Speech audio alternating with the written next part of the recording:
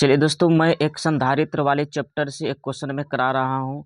आपको पता है कि एक क्वेश्चन जो होते हैं वो 2 नंबर के होते हैं। यानी कि अगर ये एक क्वेश्चन इसको आप हल कर लेते हैं तो आपके सीधे 2 नंबर मिल जाते हैं। दोस्तों, संधारित्र वाले चैप्टर से 2 से 3 प्रश्न आ ही जाते हैं, जिसमें अगर 3 प्रश्न आ जाएगा 3 इंटू 2, क्योंकि एक प्रश्न जो होता है 2 नंबर का होता है। 3 प्रश्न आ गए तो 3 दूनी 6 नंबर का आपका पक्का हो जाएगा। और ये जो प्रश्न आप देख रहे हैं ये काफ़ी बार पूछा जा चुका है, इसलिए प्रश्न आपके लिए काफ़ी महत्वपूर्ण है। तो चलिए इसको हम हल करते हैं, हल करने की कोशिश करते हैं। क्वेश्चन कह रहा है परिपथ की कुल धारिता की गणना कीजिए। ठीक है, ये सर्किट दिया हुआ है। ये 30 म्यू एफ, 10 म्यू एफ और 30 म्यू एफ, ये 3 संधारित्र है आपके। चलिए हम इसको कैसे पता करेंगे ये कि सीरीज में है या पैरेलल में है। संधारित्र जो जोड़े जाते हैं सर्किट में वो या तो सीरीज में जोड़े जाते हैं या पैरेलल में। ये जो सर्किट में दिया गया है, ये पहला जो संधारित्र है उसका तो अंतिम जो छोर है वो दूसरे संधारित्र के पहले छोर से कनेक्ट है, और दूसरा जो संधारित्र है उसका आखिरी छोर जो है वह तीसरे के पहले छोर से कनेक्ट है। अगर इस तरह की कनेक्टिविटी हो तो समझ लीजिए कि संधारित्र जो है, अगर इस तरह से संधारित्र जुड़े हुए हैं तो समझ लीजिए कि ये जो कनेक्शन है ये सीरीज कनेक्शन है। सीरीज यानी कि श्रेणी क्रम में जुड़ा हुआ है ये संधारित्र। ठीक है, तो चलिए इसका कुछ बेसिक चीज़ें मैं आपको बता देता हूँ। सबसे पहला देखिए क्या होता है, इनके कुछ थ्योरी मैं बता देता हूँ आपको। सबसे पहले सीरीज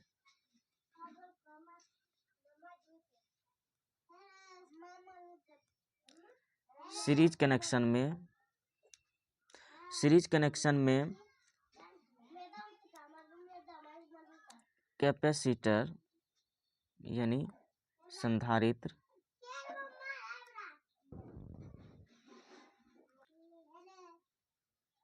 के बीच का कनेक्शन होता है।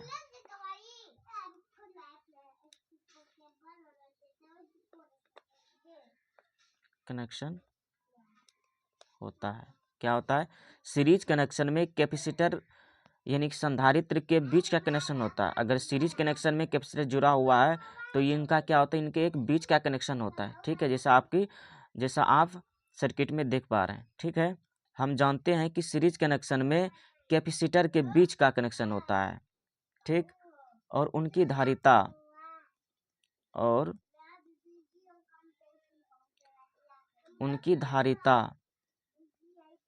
यानी कि कैपेसिटेंस, ठीक है, इनकी जो धारिता होती है कम होती है। इनकी धारिता कम होती है। ठीक है, समझ गए? सीरीज कनेक्शन में कैपेसिटर के बीच का कनेक्शन होता है और उनकी धारिता कम होती है। ठीक है, इसकी जो कैपेसिटेंस होगी वो कम होगी सीरीज कनेक्शन में। ठीक है, तो चलिए इसके फॉर्मूले से हम ज्ञात करते हैं। फार्मूला कहता है अगर सीरीज में जुड़ा हुआ है हमारा कैपेसिटर, क्योंकि यहाँ पे सर्किट में आप देख पा रहे हैं कि सीरीज में जुड़ा हुआ है। सीरीज में कैसे जुड़ा हुआ है मैंने आपको पहले बताया था।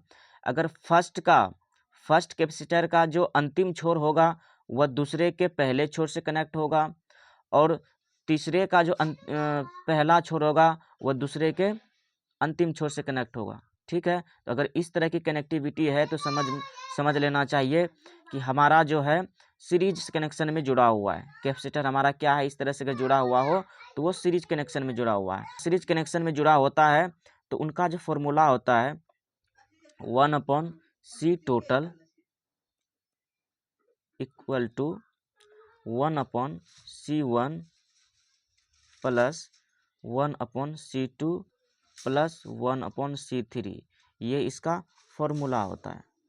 अगर सीरीज में हमारा कैपेसिटर जुड़ा हुआ होता है तो उसका फॉर्मूला ये होता है। ठीक है, तो देखिए चूंकि प्रश्न में दिया गया है C1, ये हमारा यहाँ आप देख सकते हैं ये है हमारा C1, ये है C2, ये है C3। ठीक है, ये कैपेसिटर फर्स्ट है, इनकी जो वैल्यू है वो 30 म्यू एफ है। दूसरा जो कैपेसिटर है वो 10 म्यू एफ का है। तीसरा जो है 30 म्यू एफ का है।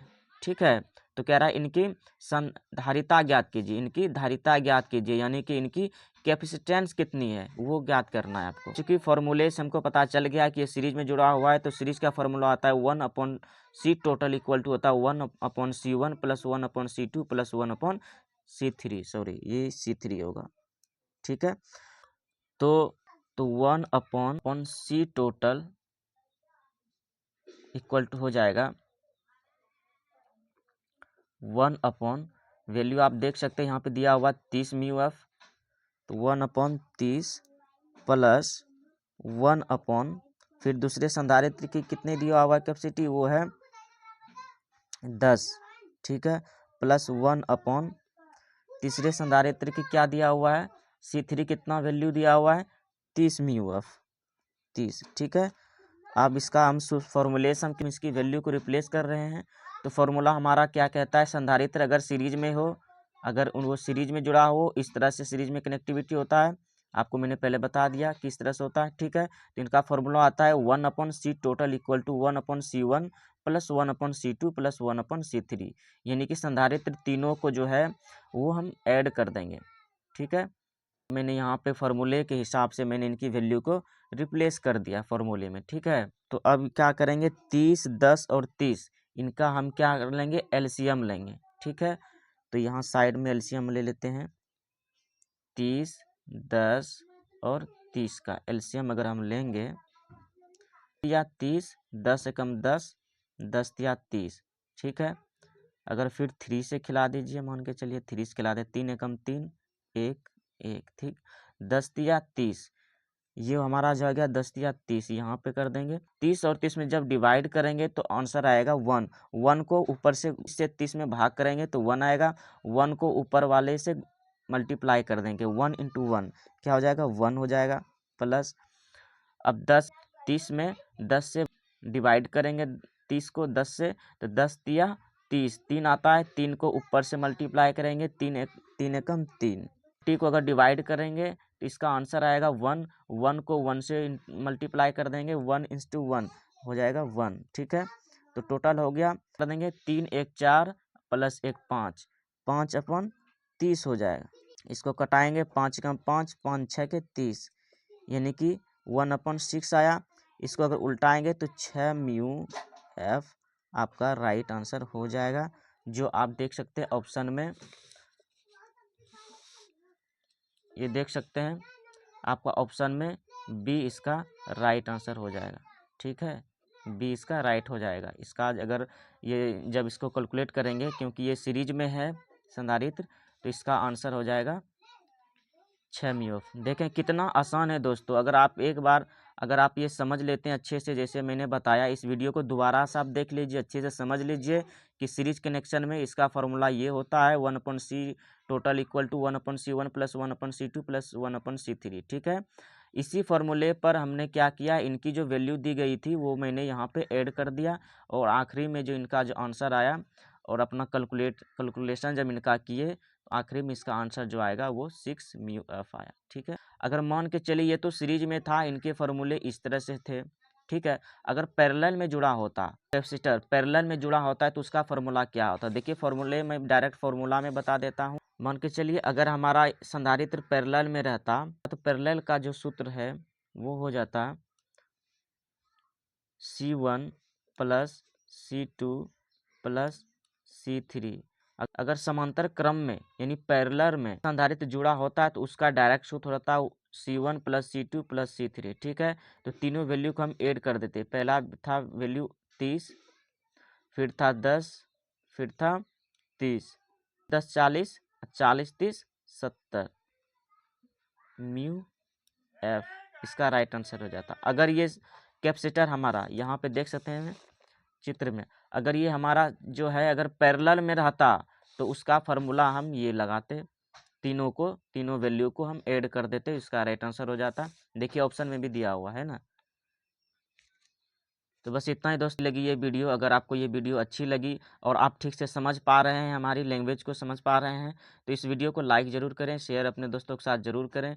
इस वीडियो के नीचे व्हाट्सएप ग्रुप है, उसमें आप ज्वाइन हो सकते हैं, और इसकी PDF जो है आपको टेलीग्राम पर मिल जाएगी। Thank you so much.